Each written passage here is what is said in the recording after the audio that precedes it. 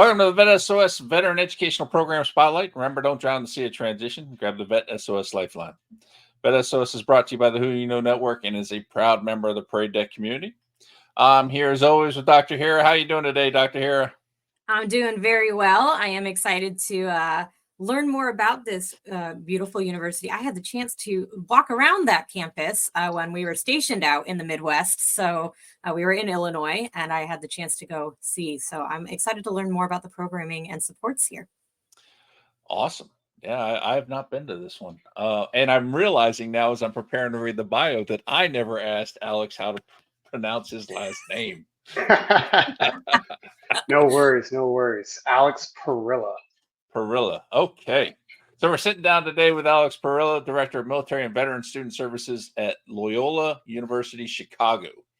He is a Marine Corps veteran who served with the 2nd Fast Company and 3rd Battalion, 4th Marines as team and squad leader. After 3 deployments, he separated from the Corps to attend Arizona State University and the University of Northern Colorado, earning a bachelor's and master's in exercise science. Following a brief career in human performance, Alex made a career change to help fellow veterans and their families navigate higher education. He's currently serving as the Director of Military and Veteran Student Services at Loyola University Chicago. That is quite the transition. How are you doing today, Alex? I'm honored to be here, happy to be here, and share some resources. We're so happy you joined us, and the motivation you guys have and what you're trying to do for veterans there, just absolutely applaud it. So let's start real quick with your military transition. How'd that go? Just a couple minutes on how that process went for you. Great question, Shawn. So my transition was kind of the cookie cutter story, right? So I had some terminal leave, and so I got out a little early, transitioned back to Arizona, kind of got my feet underneath me, the living arrangements and all that stuff. And I started going to school, right? But that's about the extent of my plan, right? Didn't really know where my resources were, where my allies were, where my advocates were. And so I would say the first 2 years out of the Corps, I didn't really have, guidelines or goalposts. And so that's really where I struggled. But, I'm here doing what I love. So doing okay.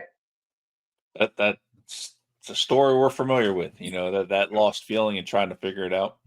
So tell us how this path happened to working in higher ed, because it seemed like you were on one path and then all of a sudden just hung a sharp left and went in a totally different direction. Yeah. So my transition into higher education is pretty unique, and like you said, it was a pretty sharp left turn. So I was working on a DoD contract in the Baltics overseas. And my roommate at the time was the quintessential career special operations guy. And, he's my senior in so many different ways, with the exception of veteran benefits. Now, when I'm working this contract, I'd already been out of the Corps for about, a dozen years, and he had just separated. And so, on nights and weekends, just hanging out in our flat, we'd have conversations about, education benefits or disability claims and, the trials and tribulations. And so, we're wrapping up our program, and he says, you're good at coaching, right? Like you're motivated, you have the programming down, but you're passionate about working with veterans. Like, the way that you break things down, like you need to look into it.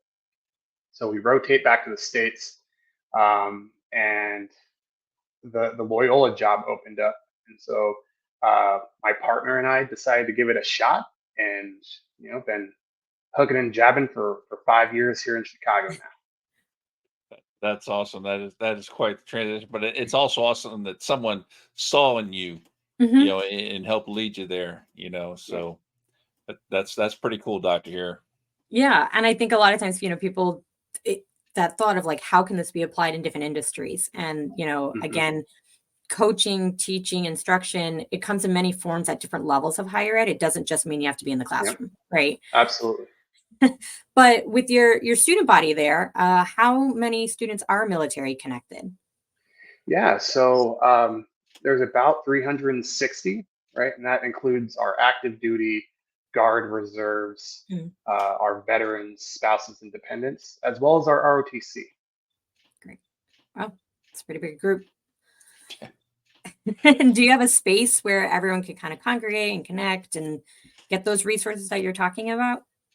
Yeah, so that's our new pride and joy, right? So last year we were actually awarded a Department of Education grant that allowed us to expand, our professional staff, but also open a new center, right? So we went from about 100 square feet of, a veteran space to just about 2,400 square feet. Wow. So massive new space where students can come in to get their questions answered about benefits, connect and do homework, or take a nap or grab a cup of coffee. Hmm. The whole gamut right there in one. I love it. Yes, Um, yes. so what kind of things are you guys doing on campus for veterans, like or special orientation, different programs, events, things like that? Oh, great question, Sean. Thank you. So we do a lot, right? I would say the quintessential thing is we actually we host or hold a 1 credit seminar for Nice. all of our new student veterans that are transitioning Okay. into the university, right? And so this is a credit bearing class. We meet once a week for 50 minutes, and the entire curriculum is developed around transitioning, right? And so Oh wow. it might be their first term back in higher education, or they might be transferring in from, a local junior college. Mhm. But we're going to talk about everything from time management and study skills, and dive a little bit deeper into optimizing the use of your education benefits, Nice. right? Some veterans, that are on the post 9/11 GI Bill, they're only concerned about that BAH rate, right? Like I need to get paid. Awesome. But if you exhaust your benefits before you graduate, right? Like you're not setting yourself up for success. And so, we do a session on that, or we have outside presenters that come in and talk about the VA home loan and Mhm. what to consider if you're looking to use your benefits, right? So that's the central piece. Some other elements, we host a salute to service basketball game, right?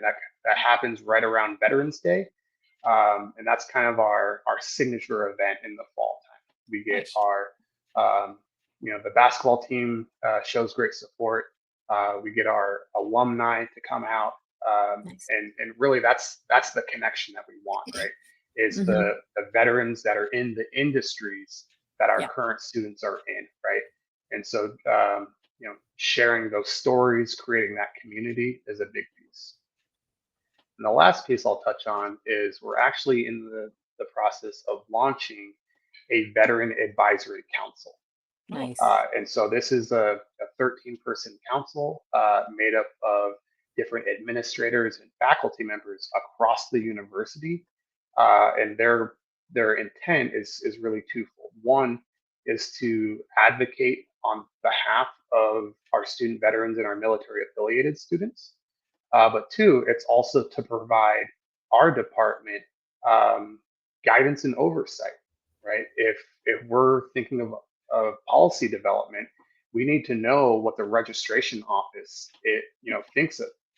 How does this impact academic planning for students? How does this impact student accessibility, right? And Hmm. so as we develop the department and other programs, we want that insight from the subject matter experts. So man, those are a couple smart. examples. I can go on for days about what we're doing, but those are the top ones that I like to talk about. I think that's a game changer, Doctor. Here, that advisory council has the potential to make a huge impact. Well, definitely. And I think, again, these schools are big systems, right? And so there's always going to be a Mhm. ripple effect. And you can't, I remember working with some students and they'll be like, well, why can't it just be this way? I'm like, well, if you remember from when you were in, did change happen overnight? No, there's a lot of people who have to weigh in. There's a lot of things to consider, and so, creating the opportunity too, where the college or, your university is feeling welcomed in, like, hey, we know that there are these other people who have, expertise, as well as this is a ripple effect. What we are thinking we're going to do is going to implement, and maybe we have to consider, how that's going to affect the operations of your office. I think sometimes we've seen that people come in and they want to change the programs and do all these wonderful things for veterans. But again, how does it fit within the bigger system? So it sounds like you're taking that approach that is very inviting, and it's probably creating a lot more collaboration throughout your university than just saying, hey, I want it this way and this is what we need to do. So, it's wonderful to see that. And it's a model for, again, many schools to follow of how do we create these veteran inclusive practices that are considerate to the universities and colleges, right? Because we want to make it work on all ends. So that's wonderful to hear about. And I love the credit course. I think when you create a space where they can come in and it's not like, hey, we've singled you out, like you need the help. We're inviting you all to take this class. You're all kind of starting from this place, and we're going to cover a lot of different resources. It just makes it a place where it says, okay, this is normal. It's normal to not know this. And you get to learn with others. So you create that cohort. So that's a wonderful class to offer. Yeah, absolutely. And to touch on the course one more time, the curriculum is forever developing, right, and evolving, because I take the feedback that we receive every semester and then I apply it to that next cohort. And so we'll often have students come back and speak to the new cohort. So it's definitely a value add all the way through. That is absolutely awesome. So real quick, we're coming down to the end. Before we close out here, why should veterans and military affiliated students choose Loyola? Right. So, I meditated on this question, right? And here's the long and skinny of it. So just over 500 years ago, there's this guy named Ignatius of Loyola. He's a Spanish army captain, and he gets into a pretty big fight with the French. And so he gets injured, and during his recovery, he goes through this conversion, and he finds God. He's the founder of the Jesuits. Loyola University is a Jesuit institution. Our values, our principles are predicated on the same values and principles that all of our service members seek out, right? Service for others and being with others, and that higher purpose is really like the focal point of the university. And the staff, the faculty, everyone that I've worked with over the last 5 years, they're always motivated, and they get excited to work with our veterans and our military affiliated students. So it's an all around positive experience. Dr. Hira, he took us to school in the end. He did. Wow, I was man. Again, learning about your schools, learning about the history. I mean, it's a wonderful piece. And again, what so many veterans and hopefully are learning is that, going to these schools, you're carrying that mission, like you were saying about selfless service, and you don't have to lose that piece of you as you consider the schools you're looking for. So thank you for highlighting that. Yeah. But time flies when we're having fun. So thank you, Alex, for joining us today on the VET S.O.S podcast. And on behalf of the VET S.O.S family, I'd like to thank everyone for joining. You can find VET S.O.S podcast on all your favorite podcast platforms, YouTube, and of course, social media platforms. Make sure to subscribe and follow VET S.O.S so you don't miss a thing from us. And please remember, don't drown in the sea of transition. Grab the VET S.O.S lifeline.